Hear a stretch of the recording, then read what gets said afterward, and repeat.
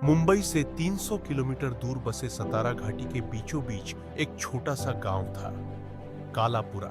यह गांव अपने घने जंगलों, पुराने खंडहरों और अजीब घटनाओं के लिए कुख्यात था। लोग कहते थे कि यहाँ रात में अजीब अजीब आवाजें आती थी। कई लोग लापता भी हो चुके थे और उनके बारे में कभी कोई खबर नहीं मिली। इंस्पेक्टर अयान मलिक एक कुशल लेकिन बेहद तर्कशील पुलिस अफसर था। वह भूत प्रेत जैसी बातों पर यकीन नहीं करता था। जब अयान को आदेश मिला कि कालापुरा में बढ़ते रहस्यमय मामलों की जांच करनी है, तो उसने इसे एक चुनौती के रूप में लिया। गांव में पहुंचते ही अयान को अजीब माहौल महसूस हुआ। हर तरफ सन्नाटा था और गांव वाले डर से सहमे हुए थे। उनकी कहानियों के मुताबिक रात के समय जंगल में काले साए दिखते थे और उनके साथ जाने वाले कभी वापस नहीं आते। गांव की सरपंच सुमित्रा देवी ने अयान का स्वागत किया। सुमित्रा पढ़ी लिखी, समझदार और गांव के लोगों के लिए उम्मीद की किरण थी। उसने अयान को बताया, यहाँ कुछ ऐसा है जो हम समझ नहीं पा रहे। हर महीने एक आदमी या औरत लापता हो जाते हैं। कोई जंगल में कदम रखने की हिम्मत नहीं करता। अयान ने सबसे पहले उन लोगों के परिवारों से बात की जिनके प्रियजन लापता हुए थे। सभी के बयान लगभग एक जैसे थे।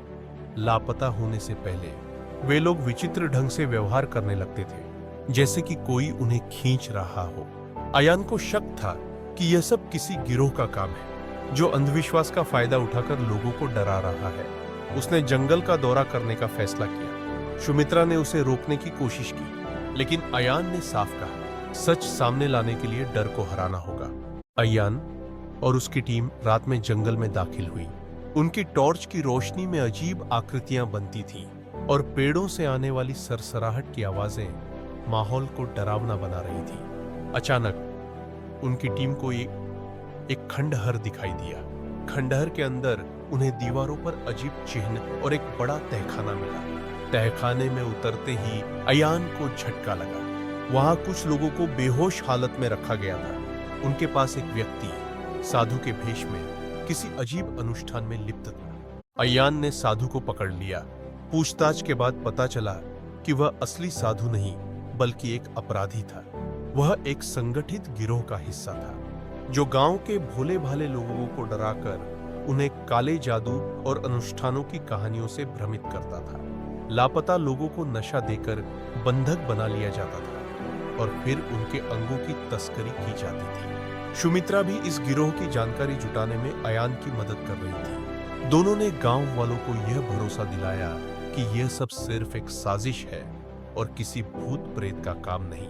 जब अयान अपराधियों को पकड़कर शहर लौटने की तैयारी कर रहा था, उसे पता चला कि सुमित्रा अचानक गायब हो गई है।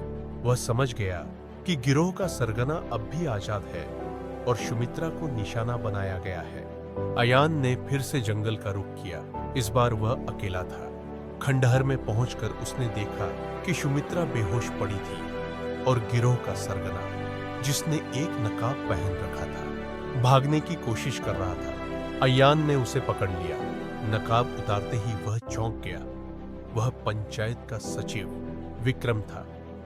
विक्रम लंबे समय से इस गिरोह का हिस्सा था और गांव वालों का विश्वास जीतकर सब कुछ छिपा रहा था। अयान ने विक्रम और पूरे गिरोह को गिरफ्तार कर लिया। सुमित्रा को सही सलामत बचा लिया गया। गांव के लोग जो इतने समय से डर के साये में जी रहे थे, अब राहत की सांस लेने लगे। जब अयान लौटने लगा तो सुमित्रा ने उससे कहा, आपने सिर्फ हमें नहीं बल्कि हमारी उम्मीद को भी बचा लिया। आपके बिना यह मुमकिन नहीं था। अयान मुस्कुराया और बोला, डर हमेशा सच के आगे हारता है। बस इसे समझने और उससे लड़ने की जरूरत है। गांव में अब फिर से शांति लौट आई, लेकिन अयान के भीतर एक संतोष था कि उसने न सिर्फ एक साजिश का पर्दाफाश किया बल्कि लोगों को उनके डर से आजाद